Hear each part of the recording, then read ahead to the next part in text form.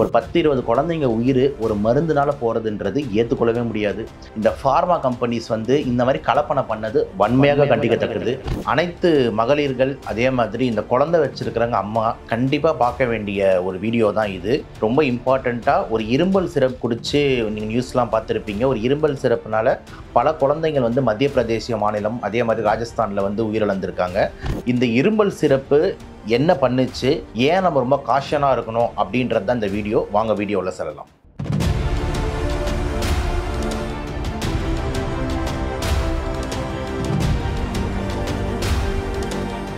நான் திரும்பி அகைன் சொல்கிற மாதிரி எல்லா அம்மாக்களும் கண்டிப்பாக இந்த வீடியோவை ஃபுல்லாக பாருங்கள். ஏன் அப்படின்னு சொல்லிட்டு நான் லாஸ்ட்டில் உங்களுக்கு வந்து புரிய வைக்கிறேன். இந்த சம்பவம் வந்து பார்த்திங்கன்னா வந்துட்டு இந்தியாவே உலுக்கு போட்டிருக்கு அப்படின்னு சொல்லலாம். ஏன் அப்படின்னு பார்த்தீங்கன்னா, ஒரு குழந்தைங்க வந்துட்டு இரும்பல் சிரப்பு அப்படின்றது வந்து ரொம்ப காமனாக எல்லாருமே யூஸ் பண்ணுற ஒரு விஷயந்தான். ஆனால் பல குழந்தைகள் வந்து மத்திய பிரதேஷில் ஒரு 10க்கும் மேற்பட்ட குழந்தைகள் மத்திய பிரதேஷில், அதே மாதிரி பார்த்திங்கன்னா ராஜஸ்தான்லேயும் ஒரு 10 குழந்தைங்களுக்கு மேலே வந்து திடீர்னு கிட்னி வந்து ஃபெயிலியர் ஆகி இறக்குறாங்க. சின்ன வயசுலலாம் ஜென்ரலாக கிட்னி ஃபெயிலியர் ஆகிறது அவ்வளோ ஈஸி இல்லைங்க. ஏன்னா ரொம்ப நாள் பிபி ப்ரெஷர் இருந்தால் தான் அந்த கிட்னியில் ஃபெயிலியர் ஆகும். ஆனால் சின்ன வயசுலேயே அந்த குழந்தைங்க இந்த கிட்னி ஃபெயிலியர் ஆகி யூரினே வரல அப்படின்னு பார்த்து கிட்னி ஃபெயிலியர் ஆகி இறக்கும் போது என்னடா அது காமனாக சோர்ஸு அப்படின்னு பார்க்கும்போது தான் ஒரு வில்லன் கண்டுபிடிக்கிறாங்க. அந்த வில்லன் யார் அப்படின்னு பார்த்தீங்கன்னா அந்த இரும்பல் சிரப், காஃப் சிரப். அந்த காஃப் சிரப்பை உடனே வந்து டெஸ்ட்டுக்கு வந்து அனுப்புகிறாங்க. அந்த இரும்பல் சிரப் வந்து பார்த்திங்கன்னா காமனாக எல்லா கவர்மெண்ட்டுக்கும் சப்ளையாக போயிருக்கு. மத்திய பிரதேஷ் கவர்மெண்ட் அதே மாதிரி பார்த்திங்கன்னா ராஜஸ்தான் கவர்மெண்ட் எல்லாத்துக்கும் சப்ளை போயிட்டுருக்கு. அந்த இரும்பல் சிரப்பை வந்து டெஸ்ட் பண்ணும்போது என்ன கண்டுபிடிக்கிறாங்கன்றது தான் ஒரு பெரிய ஆச்சரியம். அந்த இரும்பல் சிரப்பில் மெயினாக பார்த்திங்கன்னா டிஇஜி அப்படின்னு சொல்லக்கூடிய டை எத்திலின் கிளைக்கால் அப்படின்ற கெமிக்கல் வந்து ரொம்ப அதிக அளவில் இருக்குது அப்படின்னு சொல்லிட்டு ரிப்போர்ட் வந்து டாக்ஸிகாலஜிலேருந்து கண்டுபிடிச்சி வந்து சொல்கிறாங்க. உடனே வந்து அந்த கம்பெனியை வந்து சீல் வைக்கிறாங்க கவர்மெண்ட்டு. அதே மாதிரி வந்து இந்த சுப்ரீம் கோர்ட் லெவலில் வந்து பார்த்திங்கன்னா ஹையர் லெவலில் போயிடுச்சு. பல மாநிலங்களும் உடனே அந்த கம்பெனிக்கு வந்து சீல் வைக்கிறாங்க. நம்மளுக்கு பேர் சொல்கிறதுக்கு ஒன்றும் இல்லை, ஏன்னா எல்லாமே நியூஸில் வந்தது தான். கேசன் ஃபார்மா அப்படின்னு சொல்கிற ஒரு கம்பெனி தான் வந்து அந்த காஃப் சிரப்பை வந்து தயாரிச்சுது. அந்த காஃப் சிரப் தமிழகத்துலேயும் வந்து கொஞ்சம் புழக்கத்தில் இருந்தது. உடனே வந்து நம்ம தமிழக அரசும் உடனே அந்த இரும்பல் சிரப்பை வந்து நிறுத்துறதுக்கான எல்லா வேலைகளும் செஞ்சாங்க. எல்லாருமே வந்து அந்த சிரப்பை இப்போ பேன் பண்ணிட்டாங்க. அந்த சிரப்பு பேர் தான் கோல்ட் ட்ரிப் அப்படின்னு சொல்லிட்டு அந்த சிரப்போட பேர், குழந்தைங்களோட இரும்பலுக்கு கொடுக்குற கோல்ட் ட்ரிப் சிரப்பு. ஸோ உடனே வந்துட்டு தமிழக அரசும் அதை பேன் பண்ணிச்சு. இந்தியா ஃபுல்லாகவே வந்து பார்த்திங்கன்னா அந்த பேட்சோட சிரப் எல்லாத்தையும் வந்து சீல் பண்ணிட்டாங்க. ஏன் அப்படின்னு பார்த்தீங்கன்னா அந்த சிரப்பில் டை எத்திலின் கிளைக்கால் அப்படின்றது ரொம்ப ஹையாக இருந்திருக்கு அப்படின்னு கண்டுபிடிச்சதுனால. இப்போது இதிலிருந்து ஏன் இந்த மாதிரி தவறுகள் நடந்தது, எதனால் உயிர்கள் இறந்தது அப்படின்னு கொஞ்சம் பார்க்கலாம். இரும்பல் சிரப் அப்படின்னு எடுத்தோம்னா ஜென்ரலாக வந்து அது உள்ளே இருக்கிற இந்த இருமல் அடக்கிறதுக்கு யூஸ் பண்ணுற ஒரு சில கெமிக்கல்ஸ்ன்றது டெக்ஸ்ட்ராமெத்தாஃப்ரென், அதே மாதிரி லீவோப்ரோபிசின், இந்த மாதிரி ஒரு சில கெமிக்கல்ஸ் வந்து டாக்டர்ஸ் வந்து யூஸ் பண்ணுவோம். ஆனால் அந்த கெமிக்கல்ன்றது வந்து பார்த்திங்கன்னா சிரப் ஃபார்மில் வரும்போது சிரப்பில் என்ன இருக்கும், ஒரு ஜெல்லு மாதிரி இருக்கும். குடித்தோம்னா உங்களுக்கு தெரியும் தேன் மாதிரி ஒரு கம்போசிஷன் இருக்கும். அதுக்கு ஜென்ரலாக வந்து பார்த்திங்கன்னா ப்ரோப்ளின் கிளைக்கால் இப்படின்ற ஒரு சப்ஸ்டன்ஸை யூஸ் பண்ணுவோம்.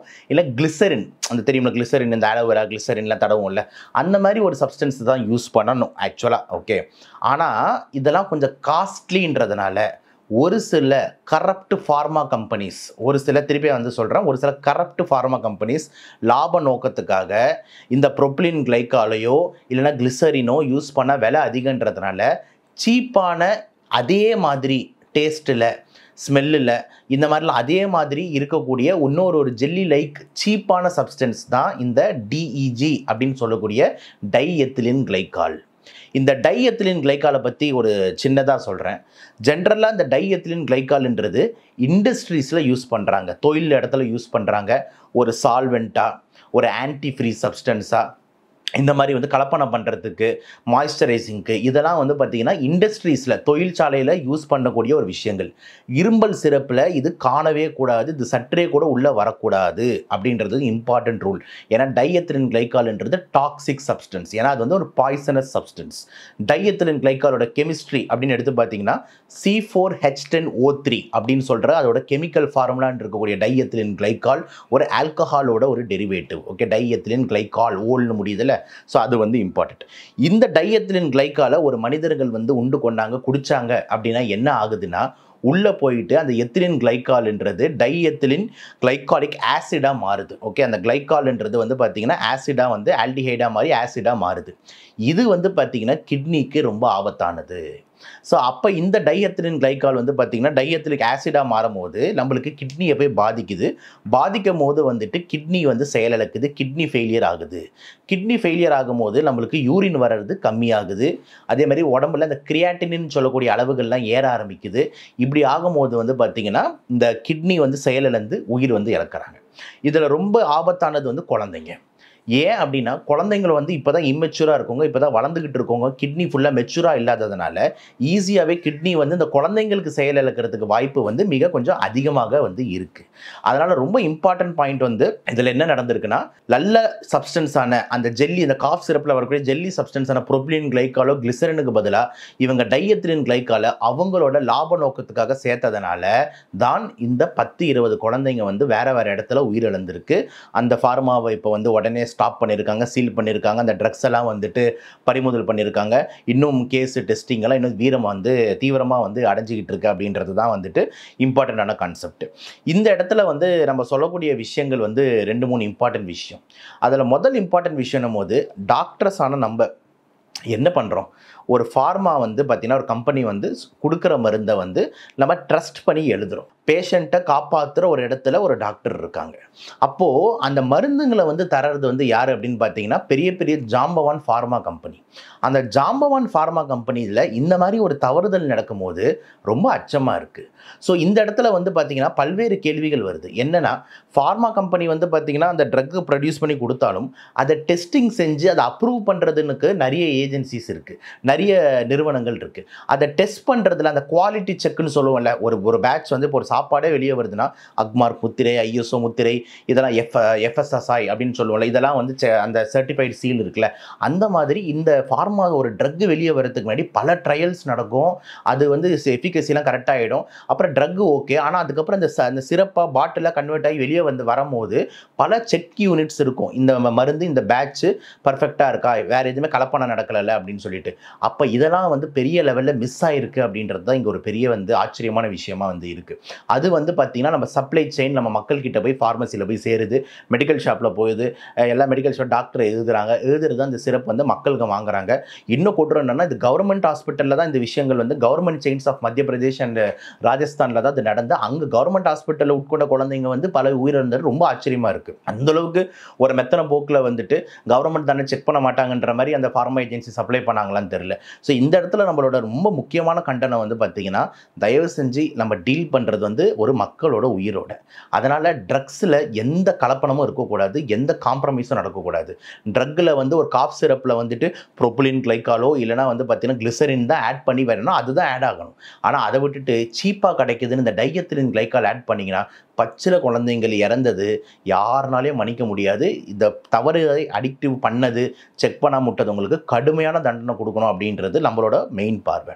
ரெண்டாவது, மக்களுக்கும் ரொம்ப இம்பார்ட்டண்ட்டான ஒரு சில விஷயங்கள் வந்து சொல்ல விரும்புகிறேன். தயவு செஞ்சு இப்போ நடந்த இந்த இன்சிடென்ட்ஸு, இந்த மாதிரி பல இன்சிடென்ட்கள் வந்து அப்பப்போ நிறைய கண்ட்ரீஸில் நடந்திருக்கு. உஸ்பெகிஸ்தான், ஆப்கானிஸ்தான், நிறைய கண்ட்ரீஸில் வந்து இந்த மாதிரி சேம் இன்சிடென்ட்டு டைஎத்திலின் கிளைகாலை கலப்பணம் பண்ண அந்த இருமல் சிறப்பு குடிச்சு கிட்னி ஃபெயிலியர் ஆகி பல கேசஸ் நீங்கள் வந்து ஆய்வு பண்ண தெரியும். பல கட்டுரைகள் வந்து இருக்குது. எல்லாமே நம்மளுக்கு என்ன உணர்த்துதுன்னா செல்ஃப் மெடிகேஷன். இந்த அம்மாங்க வந்து நல்லா புரிஞ்சுக்கணும். என்ன புரிஞ்சுக்கணும் அப்படின்னா, குழந்தை இரும்புறானமோன உடனே இந்த இரும்பலை நிறுத்தணும் அப்படின்னு சொல்லிட்டு பதப்பதைக்கிறீங்க. இரும்பலை உடனே நிறுத்துறதுக்கு என்ன அவசியம் இருக்குது? ஒரு இரும்பல்ன்றது என்ன? ஒருத்தவங்களுக்கு உள்ளே வந்து இன்ஃபெக்ஷனோ இல்லைனா சளியோ ஏதாவது இருந்ததுன்னா அதை வெளியே தள்ளுறதுக்கு கடவுளாக உற்பத்தி பண்ணுற ஒரு நேச்சுரல் ஃபினாமினா தான் என்னது இரும்பல். அப்படின்னு பண்ணும்போது வெளியே தள்ளுறதுக்கு அந்த இரும்புறானோடனே உடனே பதப்பதிச்சு உடனே இரும்புறான், நைட் இரும்பினே இருக்கான், உடனே இரும்பலை நிறுத்து அப்படின்னு சொல்லிட்டு ஸ்ட்ராங்கான இரும்பல் சிறப்பு கொடு அப்படின்னு சொல்லிட்டு நேராக அந்த ஃபார்மசி கடையில் போய் நின்று இரும்பல் சிறப்பு ஸ்ட்ராங்கான கொடு அப்படின்னு வாங்கிட்டு வர்றது. அதெல்லாம் வந்து நல்ல ஃபார்மாவோட கம்பெனியோட சிறப்பாக எதுவுமே நம்மளுக்கு தெரியாது. ஸோ அதெல்லாம் ஒரு ஆவரேஜ் ஃபார்மா இல்லை ஜெனரிக் ஃபார்மாலேருந்து நம்ம ஃபார்மசி அங்கிள் வந்து உங்கள் கையில் கொடுக்கும்போது அந்த சிறப்பை நீங்கள் உட்கொள்ளும் போது நிறைய டைம் இந்த மாதிரி தவறுதல் நடக்கிறதுக்கு வாய்ப்பு இருக்குது. ஸோ அதனால் வந்து மக்கள் அந்த அம்மாங்களுக்கு நம்ம முக்கியமான சொல்ல வேண்டிய விஷயம் என்னென்னா, தயவு செஞ்சு ஒரு நல்ல டாக்டரை பார்த்துட்டு கொடுக்குற வந்து ஒரு பிராண்டான கம்பெனி வந்து மெடிசின்ஸாக நம்ம எடுக்கணும். நம்ம சாப்பிட்ற உள்ளே போடுற ஒரு கெமிக்கல் எவ்வளோ இம்பார்ட்டன்ட் நீங்கள் யோசிச்சு பாருங்கள். அப்போ வந்து நம்மளுக்கு வந்து தேவையில்லாமல் நீங்களே செல்ஃப் மெடிகேட் பண்ணாதீங்க. 1, 2வது நீங்களே போய் ஃபார்மசியில் வாங்காதீங்க. 2, 3வது டாக்டரை பார்த்துட்டு ஒரு நல்ல கம்பெனி தான் டாக்டர் எழுதுவார், அதை தான் நீங்கள் எடுத்துக்கணும் அப்படின்றது அப்படின்றது வந்து 3. இந்த 3 விஷயங்களும் நீங்கள் தயவு செஞ்சு வந்து மறந்துடாதீங்க.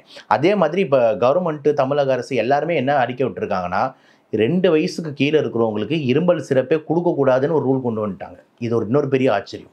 2 வயசுக்கு கீழ இருக்கிறவங்களுக்கு, குழந்தைங்களுக்கு இருமல் சிரப்பே குடுக்காதீங்கன்ற லெவலுக்கு ரூல் கொண்டு வந்துட்டாங்க. ஏன் அப்படின்னா, எதுல கலப்படம் இருக்கு, செக் பண்ணிக்கிட்டு இருக்க முடியுமா அப்படின்ற மாரி ஒரு டவுட்ல சொல்லிட்டாங்களா என்னன்னு தெரியல. முக்கியமான விஷயம் ஏன் சொல்றாங்கன்னா, இந்த 2 வயசுக்கு கீழ இருக்கிறவங்க இருமலுக்கு மெயின் காரணம் வந்து பார்த்தீங்கன்னா, நெறைய இந்த பொடி virus, adenovirus, corona virus, flu virus இதெல்லாம். இது எல்லாமே செல்ஃப் லிமிட்டிங் டிசீஸ். அப்படின்னா என்னன்னா, தானா சரியாயிடும். நம்ம சூப்பர் ஸ்டார் சொல்ற மாரி மருந்து போட்டா 1 வாரத்துல சரியாயிடும், போடலன்னா 7 நாள்ல சரியாயிடும்ன்ற மாரி இதெல்லாம் தானா செல்ஃப் லிமிட் ஆகும். ஸோ அந்த 1 வாரத்துக்கு கொஞ்சம் இருமல் இருக்க செய்யும். அதுக்காக பயப்படாதீங்க. அவங்களுக்கு வந்து பார்த்தீங்கன்னா, ஜஸ்ட் ஆன்டிபயோட்டிக்ஸ், ஹைட்ரேஷன் இந்த மாரி ரெஸ்ட் எடுத்தாலே நம்மளுக்கு சரியாயிடும்னும்போது, டாக்டருங்க அத தான் ஜெனரலா குடுப்பாங்க. எப்பயுமே பாருங்க ஒரு டாக்டர் இப்ப நம்மகிட்ட வந்தீங்கன்னா, இருமலுக்காக நான் என்னைக்குமே சிரப்பே குடுக்க மாட்டேன். இருமல்ன்றது அறிகுறி அப்படின்னு சொல்லிட்டு விட்டுருவேன். ரொம்ப கடுமையான இருமல் எக்ஸாம்பிள் கேன்சர் கேஸஸ், ரத்தம் வருது. இந்த மாரி நான் மட்டும் தான் இருமல் அடக்குற சிரப்பு வந்து நான் குடுப்பேன். ஜெனரலா வந்து இருமல்னு வராங்கன்னா, அந்த இருமல் ஏன் வருதுன்னு காரணத்த தேடி போறவன் தான் ஒரு டாக்டர், ஒரு பல்மனாலஜிஸ்ட். அந்த இருமலுக்கு காரணத்த தேடி இப்ப இந்த அலர்ஜி இருமல், அப்பனா அலர்ஜிய ட்ரீட் பண்ணு. இது இன்ஃபெக்ஷன் இருமல், இன்ஃபெக்ஷன ட்ரீட் பண்ணு. அப்படின்னு தான் போனோமே தவிர, இருமல் அடக்கிறதுக்குன்ற மாரி தயவு செஞ்சு பேரண்ட்ஸும் வந்து பார்த்தீங்கன்னா, குழந்தை இருமுறான் இரும்பல உடனே நிறுத்தணும். இருமல உடனே நிறுத்தணும். அது ரொம்ப தவறு. இருமல் என்ன காரணம்னு கண்டுபிடிச்சு அதுக்கான செய்கைய செய்யறது தான் வந்து நல்லது. ஸோ அதே மாதிரி வந்துட்டு கவர்மெண்ட் அதே தான் சொல்லியிருக்கு. 2 வயசுக்கு கீழ தேவையில்லாம இருமல் அடக்குற சிரப்பு குடுக்காதீங்க, குடுக்கக்கூடாது அப்படின்ற ரூல் கொண்டு வந்திருக்காங்க. அத வரவேற்கத்தக்கது. ஏன்னா தேவையில்லாம நெறைய ஃபார்மசில வந்து சும்மா அந்த அம்மாங்க போய் வாங்குறது, அதே மாதிரி பார்த்தீங்கன்னா, இந்த பேஷண்ட்ஸ் போய் டாக்டர் ரொம்ப பிரஷர் பண்றத டாக்டர் இந்த சிரப்பு குடுக்குறதுன்ற மாரி கன்ஃப்யூஷனே வேணாம். அதனால இந்த சிரப்பே 2 வயசுக்கு கீழ குடுக்காதீங்கன்ற லெவலுக்கு வந்து ரூல்ஸ் வந்துருச்சு. ஸோ டேக் ஹோம் மெசேஜ் என்ன அப்படின்னு பார்த்தீங்கன்னா, இந்த இன்சிடென்ட்லேருந்து ஒரு 10, 20 குழந்தைங்க உயிர் ஒரு மருந்துனால போறதுன்றது ஏத்துக்கொள்ளவே முடியாது. இந்த ஃபார்மா கம்பெனிஸ் வந்து இந்த மாதிரி கலப்பணம் பண்ணது வன்மையாக கண்டிக்கத்தக்கது. எப்படி வந்து கவர்மெண்ட் அண்ட் ரெகுலேட்டரி பாடிஸ் இந்த மாதிரி செக்கிங் யூனிட்டை தவறுதலா விட்டாங்கன்றது வன்மையாக கண்டிக்கத்தக்கது. அதுக்கு தக்க நடவடிக்கைகள் வந்து எடுக்கப்படணும் எல்லா அதிகாரிகள் மேல. ஏன்னா அது ஒரு குழந்தைங்களோட உயிர் சமாச்சாரமான விஷயம். 4வது ரொம்ப இம்பார்ட்டண்டா பப்ளிக்கான நம்ம வந்து பார்த்தீங்கன்னா, தேவையில்லாம இரும்பலை அடக்கணும்னு போவாம இரும்பல் ஏன் வருது அது சரி செய்யணுன்ற காரணத்தை நோக்கி தான் போனோம். தேவையில்லாம நீங்களே செல்ஃப் மெடிகேஷனு, செல்ஃப் காஃப் சிரப்பை வாங்கி சாப்பிட்றது, பவரா கொடுங்கன்னு சொல்றதெல்லாம் பண்ணாதீங்க. ஏன்னா இந்த மாதிரி டைஎத்திலின் கிளைகால் சில லாப நோக்கத்தான வியாபாரிகள்னால கலப்பணப்பட்டு தேவையில்லாம டைஎத்திலின் ஆசிடா மாறி நம்மளுக்கு கிட்னி ஃபெயிலியர் மாதிரி போச்சுன்னா யார் பொறுப்பு? ஸோ நம்ம குழந்தைங்களை நம்ம தான் சேஃபாக பார்த்துக்கணும். அதுக்கு தான் இந்த முக்கியமான காணொலி. முடிஞ்ச அளவுக்கு இதை பல அம்மாங்களுக்கு வந்து ஷேர் பண்ணுங்க. ஸோ தட் அவங்களும் இதை பற்றி அவேர்னஸ் தெரிஞ்சுப்பாங்கன்னு சொல்லி இந்த வீடியோவை முடிக்கிறேன். நன்றி, வணக்கம்.